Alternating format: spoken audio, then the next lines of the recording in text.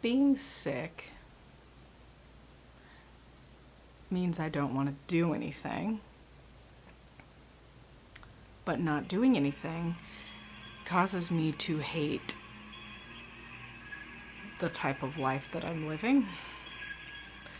So I'm now in a bit of a situation because I'm not sure whether I'm supposed to push through the body aches and the cough or whether I'm supposed to just rest and fight feelings of no productivity, laziness, sameness.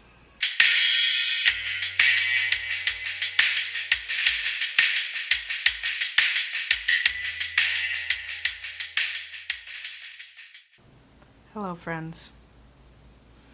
It is Saturday, and I'm not feeling great.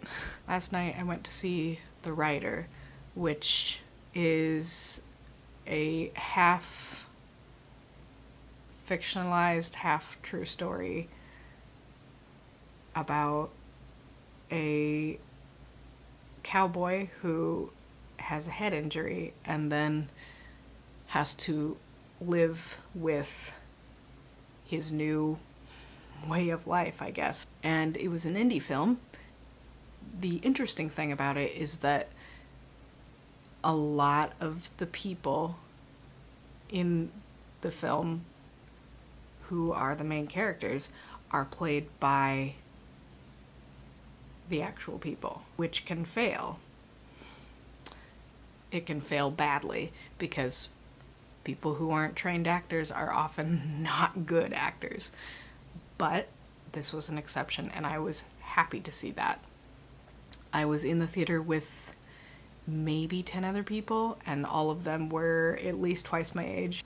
It was fascinating to see how someone who doesn't necessarily act in front of a camera ever, but has gone through a horrible, horrible life experience, can still capture an audience without it being full documentary. This character is also a horse trainer, makes it even more authentic that the real person who actually knows his stuff is on screen.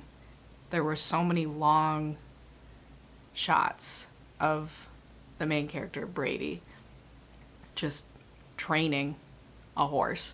And it's not usually my thing. I'm not big on horses. I don't really care. But given that it's set in the Dakotas, and given that the way the people speak is so much like so many people that I know and so many people that I've worked with, like at camp, knowing those people from home, it was so interesting. Because a lot of times in movies like that, I just breathe a little sigh because it's Hollywood people who go through dialect training and dress up like people that I know to be authentic. And it can rub the wrong way because as someone who understands what those people are actually like, you can tell what is real and what isn't. And so the fact that it was someone who was real and actually in that life actually went through those experiences but didn't make it feel like a complete documentary or a one-dimensional thing was so interesting.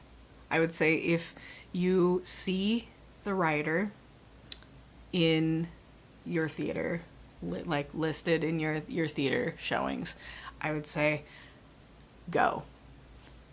Don't go on a night where you're looking to be amused or if you're looking to relax, because it's not one of those movies. You're going to feel a lot. It made me very sad, and it made me very thoughtful. And it paid off, which again, in that type of movie, you never know if it's going to pay off. Sometimes it just kind of falls flat. But it worked. And maybe go see it with a friend, because I went alone and I wish I hadn't. And I was the only one who went to see it alone in that theater. I think I would have had a much different experience if I had gone with someone else.